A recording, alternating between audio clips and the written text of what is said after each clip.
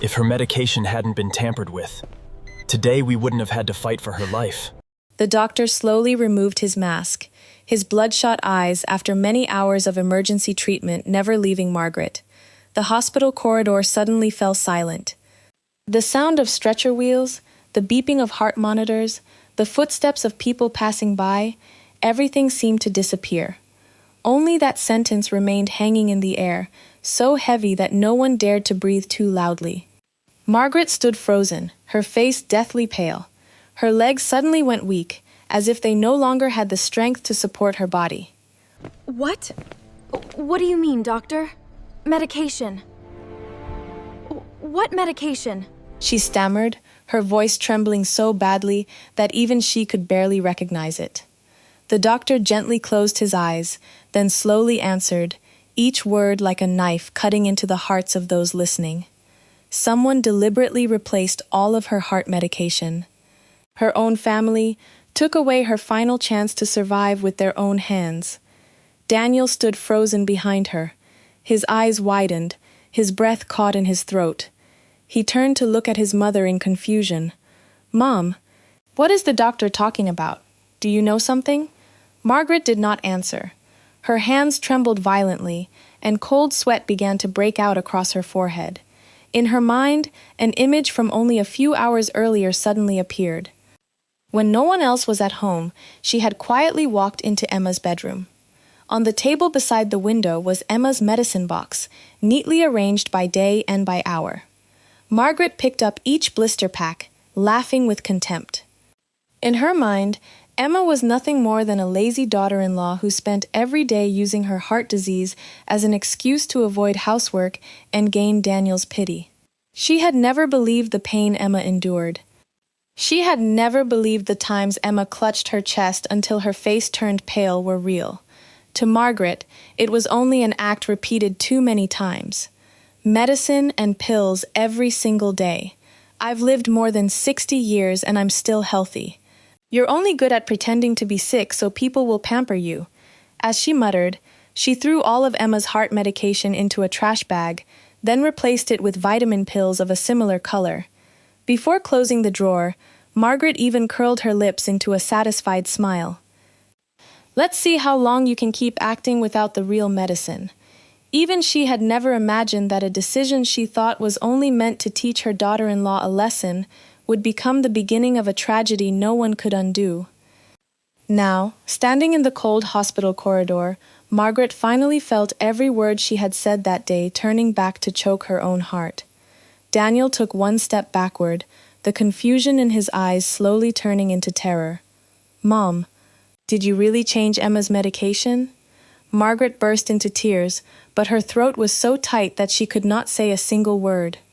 That silence became the most painful answer. Daniel held his head in both hands, his entire body trembling violently. He could not believe that the woman fighting for her life behind that door was not there because of cruel fate, but because the mother he had always trusted most had pushed her to the edge of life and death with her own hands. The doctor looked at the mother and son with sorrow in his eyes, then spoke quietly. "There are illnesses we can treat, but there are mistakes made by loved ones that even medicine cannot turn back time for."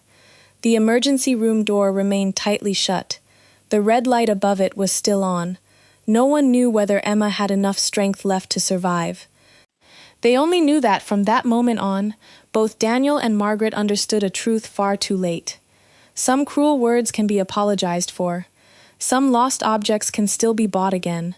But a person's trust and their life, once betrayed by their own family even one time, will leave a wound that can never be erased for the rest of their life. And the gentle daughter-in-law named Emma, the woman who had always silently endured so she would not become a burden to anyone, was the one paying the heaviest price for her own family's unreasonable suspicion. From the day she stepped into Daniel's house, Emma had never thought she would be treated like a princess. She only hoped to be treated like a member of the family. Her chronic heart disease had followed her for many years, but Emma always hid that weakness behind a gentle smile and quiet acts of care. Every morning, she was the first to wake up, preparing breakfast for the whole family, checking Daniel's shirts, cleaning the living room, and only then, quietly returning to her room to take her medicine on time as the doctor had instructed. Those small pills were what kept her heart strong enough to beat normally. But in Margaret's eyes, they were proof of a hateful performance. She did not believe that a young woman like Emma could be that seriously ill. She accepted even less that her son had to care for a wife she always saw as weak. Every time she saw Emma open her medicine box, Margaret would curl her lips into a cold smile. Just a few pills, yet you take them every day like someone about to die. Emma heard it, and her hand paused slightly. But then she silently swallowed the pill with a sip of warm water. She had grown used to no one believing her pain. What hurt her most was not her mother-in-law's sarcasm, but Daniel's indifferent gaze every time she waited for him to speak up for her. He had once promised to take care of her for the rest of his life, but after living with his mother, that promise slowly shrank into careless words. Whenever Emma clutched her chest in pain, Daniel would only sigh. "Stop making everything so serious all the time." Those words hurt more than the tightening pain in her chest, because she could endure it if outsiders did not believe her. But when even the husband who shared her bed doubted her, that loneliness was what truly exhausted Emma. Even so, she still tried to fulfill her duties. She didn't want Daniel to be caught in the middle. She didn't want the family to have more conflict. Most of all, she didn't want her illness to become the reason people called her a burden. One day, the pain struck suddenly while Emma was preparing dinner. Her face turned pale, her breathing became uneven, and she had to grip the edge of the kitchen counter with one hand to keep herself from collapsing. The pot of soup continued to boil in front of her. The sound of chopping from the yard echoed into the kitchen. Margaret stood behind the kitchen door, watching her for a long moment before letting out a faint laugh. "You're quite the actress. You're only cooking one meal, yet you're acting like you're about to faint."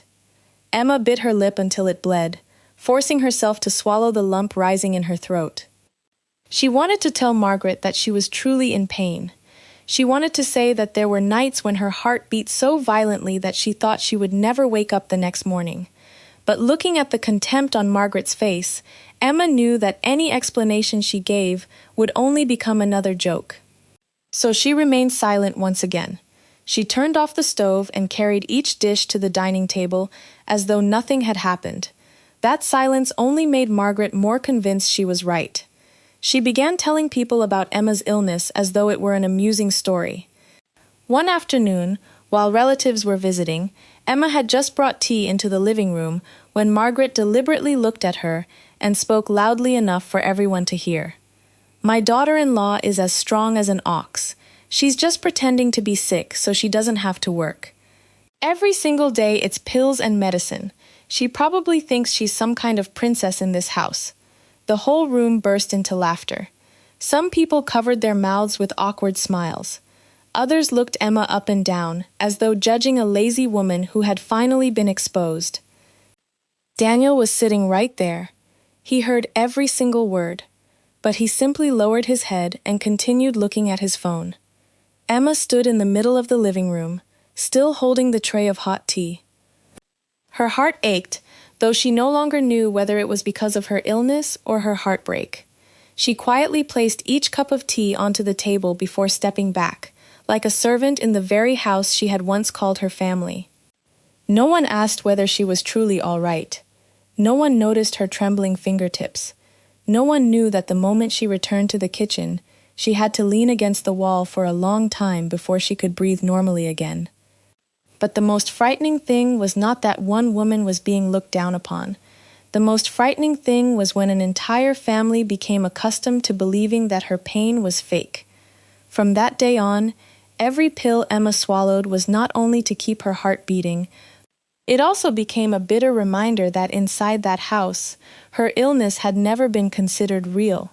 And the more silently she endured, the less she realized that this cruel suspicion was quietly leading her toward the greatest tragedy of her life. That morning, Daniel left the house very early with his suitcase. Before leaving, he stopped briefly in the living room to pick up his car keys, then turned to Emma and said indifferently, "I'm leaving on a 2-day business trip. Make sure you take your medicine on time." Don't make Mom worry. Emma smiled and nodded. She knew those were only polite words, because it had been a very long time since Daniel had sincerely asked how her health was. The front door closed. The sound of the car engine gradually faded down the narrow street. Only Emma and Margaret remained inside the house. Margaret quietly watched her son's car until it disappeared from sight, then slowly turned back inside with a calculating look in her eyes. She walked to Emma's bedroom and gently pushed the door open. The room was as neat as always.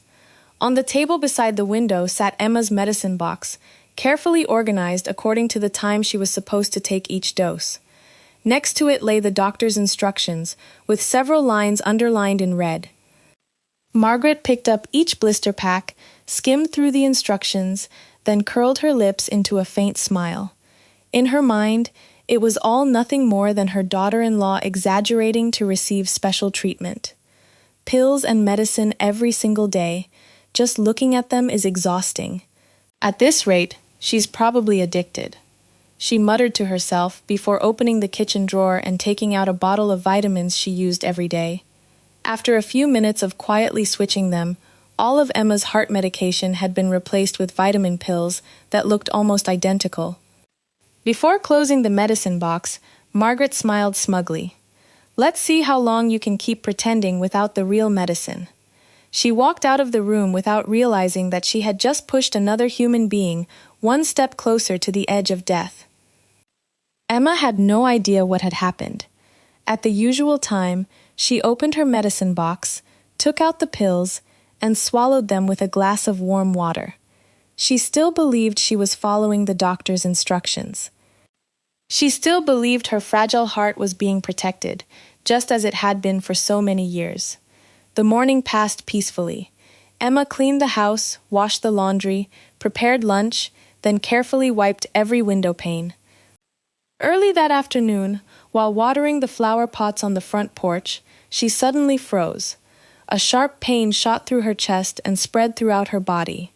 Emma clutched her chest, trying to take a deep breath, but the air seemed trapped in her throat.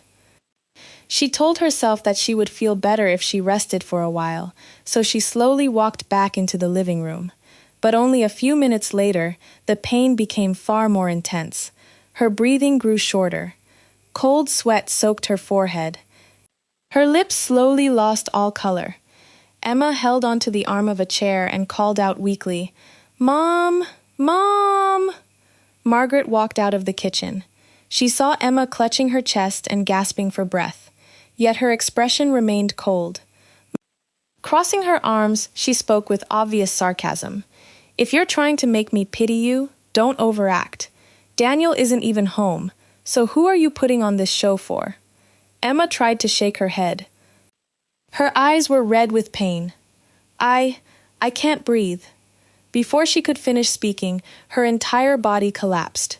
The glass of water slipped from her hand, crashing onto the tile floor and shattering into countless pieces. Emma collapsed in the middle of the living room, one hand still tightly clutching her chest as her breathing became more and more broken. Only then did Margaret begin to panic. She called Emma's name loudly, but her daughter-in-law no longer responded. The loud crash drew the neighbors over. The moment one woman saw Emma lying motionless on the floor, she immediately cried out, "Oh my God! Call an ambulance right now! She's not okay!" The entire alley suddenly erupted into chaos.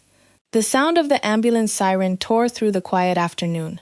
The paramedics quickly lifted Emma onto a stretcher, placed an oxygen mask over her face, and continuously performed CPR on the way to the hospital. Meanwhile, Daniel was driving home from his business trip when his phone kept ringing. The moment he heard that his wife had been rushed to the emergency room, he immediately turned the car around and sped toward the hospital as fast as he could. When he rushed into the emergency corridor, the doors to the emergency room were still tightly shut, and the red warning light above them was still glowing. After nearly an hour of tension, the attending physician stepped out with a heavy expression. He was holding Emma's medicine box. Looking directly at Daniel and Margaret, he asked, "Who replaced the patient's medication?" Mother and son froze in shock. The doctor opened the medicine box, picked up one of the pills, and spoke slowly. "This is not heart medication. These are only vitamins. The patient has been taking the wrong medication for several hours, causing an acute cardiac episode. She is now in critical condition. We will do everything we can, but the family must prepare for every possible outcome." Those words shattered the last trace of composure they had left. Daniel turned toward his mother with horror in his eyes. Margaret stood frozen, her legs giving way beneath her, because she had finally realized that what she had always called pretending to be sick had actually been Emma's fight for survival all along. Emma woke up after many days in the intensive care unit, her chest aching with every breath she took. The steady beeping of the heart monitor echoed through the cold white room, reminding her that she was still alive, but also reminding her that her heart would never be as healthy as it once was. The doctors told her she had survived death, but the damage would remain with her for the rest of her life. The long days of treatment felt endless. Emma learned to walk slowly again. She learned how to breathe steadily. She accepted that things which had once been ordinary had now become challenges. Throughout that time, Daniel came to the hospital almost every day. But Emma rarely looked in his direction, not because she was still angry, but because after everything that had happened, she no longer had the strength to hold on to feelings of resentment. At the same time, both the police and the hospital asked Daniel to review the home's security camera footage to determine how the medication had been replaced. The recording revealed every minute in perfect detail. Margaret entered Emma's room, opened the medicine box, removed all of her heart medication, replaced it with vitamin pills, and calmly walked away. Daniel watched the entire recording with both hands trembling uncontrollably. His phone slipped from his hand and hit the floor. He had never imagined that the person responsible for the tragedy would be his own mother. When he confronted her with the video, Margaret still stubbornly shook her head. "I just wanted her to stop pretending to be sick. I never thought it would turn out like this." Daniel looked at his mother, his voice choked with emotion. "Do you realize that because of your suspicion, Emma almost lost her life?" But what completely broke him was when the attending physician placed Emma's medical records and test results in front of him. The doctor calmly explained, her heart disease was already extremely serious. If she had taken the correct medication that day, there would have been a very high chance of controlling the acute episode. If she had arrived even a few minutes later, we would not have been able to save her. For the first time, he understood that the distance between life and death could sometimes be nothing more than a few tiny pills, and it was his own indifference that had forced Emma to cross that distance alone. On the day she was discharged from the hospital, Emma never mentioned compensation. Nor did she ask anyone to be held responsible. She quietly signed the paperwork to move elsewhere, packed a few sets of clothes, and left the house that had once been her home without ever looking back. There were no arguments, no curses, not even a single tear. Emma's silence hurt Daniel more than any accusation ever could. She understood that some cracks could never be repaired with an apology. The only thing she could do was leave in order to save what remained of her own life. The months that followed became a difficult journey of healing.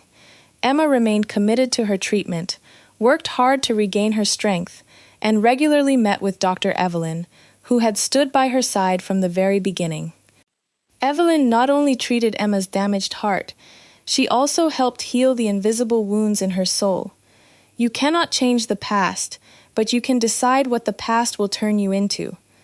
Those words became the strength that helped Emma stand up again.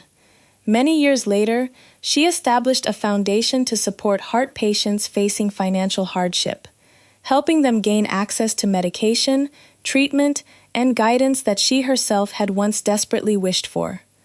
Every life that was saved reminded Emma that her suffering had not been meaningless. While Emma gradually found her way back to the light, Daniel's life sank into endless days of guilt. He separated from his mother. He no longer had the courage to live under the same roof with the person who had caused that tragedy. Every time he saw a medicine box, every time he passed a hospital, He remembered the hopeless look in Emma's eyes inside the emergency room. As for Margaret, the woman who had always believed she was right, she now lived alone in a large but empty house. The story of how she had switched Emma's medication spread throughout the neighborhood. Relatives and friends gradually distanced themselves from her. No one wanted to entrust their children or grandchildren to someone who had once treated another person's life with such disregard simply because of her prejudice. Every meal was now eaten alone at an empty dining table.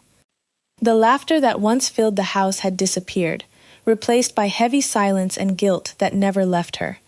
It was no longer a punishment imposed by others. It had become the sentence handed down by her own conscience, a sentence she would carry for the rest of her life. 6 years passed. Time quietly changed the lives of everyone. Emma was no longer the frail woman whose face had always been pale from heart disease and years of emotional suffering. After years of treatment, her health gradually stabilized. Although her heart could never fully recover, Emma's spirit had become stronger than ever.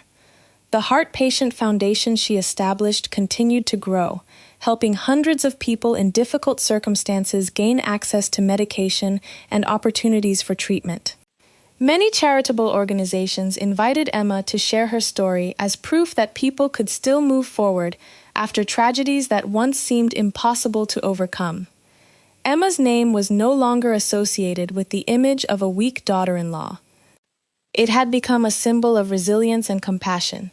That afternoon, after finishing a scholarship ceremony for young heart patients, her secretary quietly walked in. "Ms. Emma, there are 2 people here to see you. They said they've been waiting since this morning and are only asking for a few minutes of your time." Emma nodded gently before walking into the reception room. The moment she opened the door, she immediately recognized Daniel and Margaret. But they were no longer the same people they had been years ago. Daniel had become noticeably thinner. Gray hairs streaked through his hair. His clothes were old, and his eyes were constantly filled with exhaustion. Margaret had aged tremendously. The woman who had once always held her head high before everyone now needed a cane just to walk. Her hands trembled. Her face was deeply lined with the marks of time and endless remorse. The moment Margaret saw Emma, she could no longer hold on to the last trace of her pride.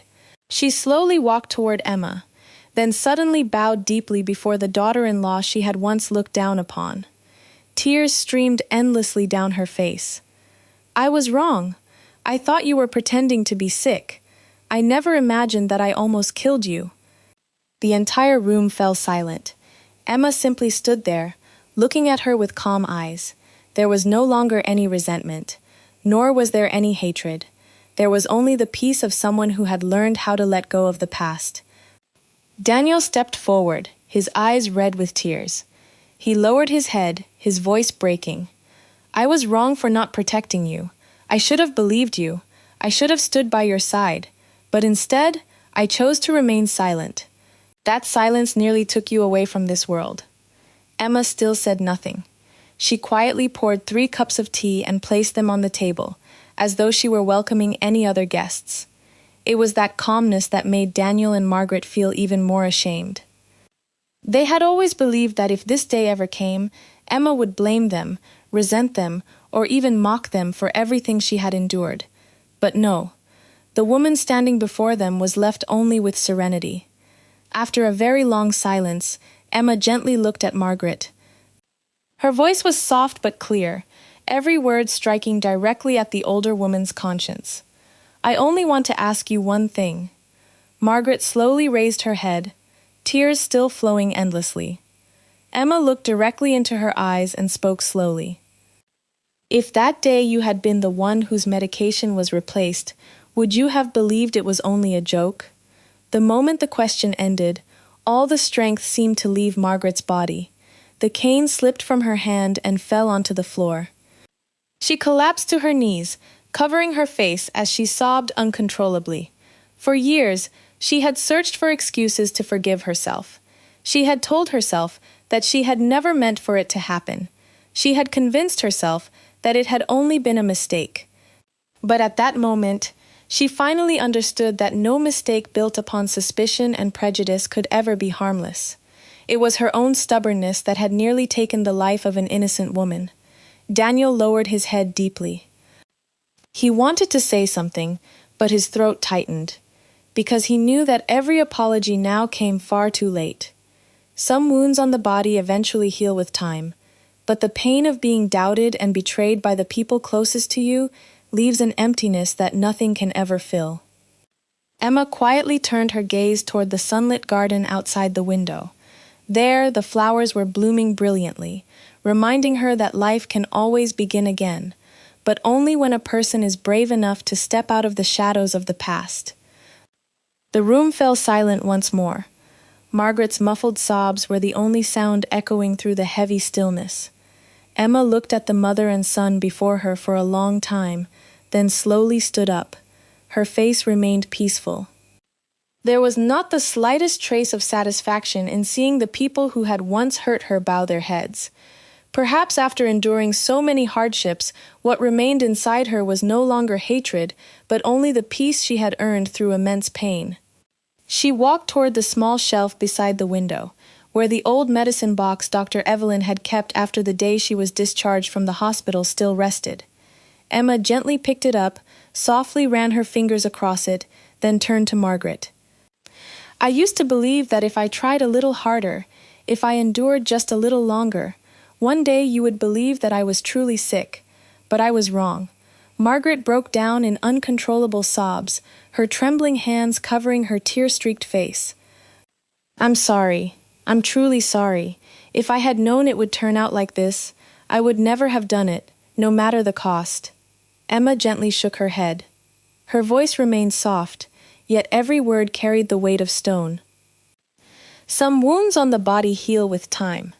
My heart has gradually recovered, thanks to the doctors and the kind people who helped me. But trust is different. Once it is lost, there is no medicine in this world that can ever heal it." Daniel lowered his head as far as he could. For years, he had believed that the most painful thing was watching Emma leave his life. But today he finally understood that what tormented him every single day was not the separation itself. It was the memory of every time Emma clutched her chest in pain while he chose to believe his mother's words instead. His voice trembled. "I'm sorry. I should have been the first person to stand by your side. I should have believed you instead of leaving you to face everything alone." Emma looked at Daniel with calm eyes. She no longer found any resentment toward the man before her. Only a faint sense of regret remained. Regret for a marriage that could have been happy if trust had not been lost so easily. She smiled gently. "I forgave you a long time ago, not because what happened deserved forgiveness, but because I didn't want to carry resentment for the rest of my life." Forgiveness doesn't mean going back. Some doors are only meant to be closed once. Daniel slowly closed his eyes. He understood that he had not lost Emma on the day she walked out of the house. He had lost her the moment he chose silence, in the face of the unreasonable accusations against his wife. Margaret slowly knelt once again, but Emma gently stepped forward and helped her back to her feet. That simple gesture made Margaret cry even harder. For the first time in her life, she understood that what she had always called pretending to be sick had actually been the silent battle for survival Emma had fought every single day. That daughter-in-law had never been as weak as Margaret had believed. On the contrary, she had been stronger than all of them. She had lived in pain for years, yet still managed to keep her kindness toward the very people who had hurt her.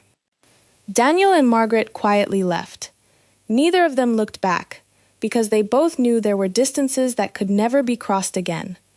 In the days that followed, Emma returned to her familiar routine. Every morning she went to the Heart Patient Foundation, listening to every story, helping every patient receive treatment, and encouraging them never to lose hope. Every smile from a patient whose life had been saved made Emma feel that the suffering she had once endured now carried a different meaning. She refused to let her past consume her life. Instead, she transformed it into the strength to bring hope to those still trapped in the same darkness she had once known. Some illnesses require medicine to heal. But some hearts die because of the suspicion of the people closest to them. When trust is sacrificed to prejudice, the price is sometimes far greater than an apology. Sometimes, it is an entire lifetime lived in regret. If you were Emma, would you forgive your mother-in-law and Daniel? Share your thoughts in the comments below. And if this story made you reflect, don't forget to like this video and subscribe to the channel to join me for more stories in the future.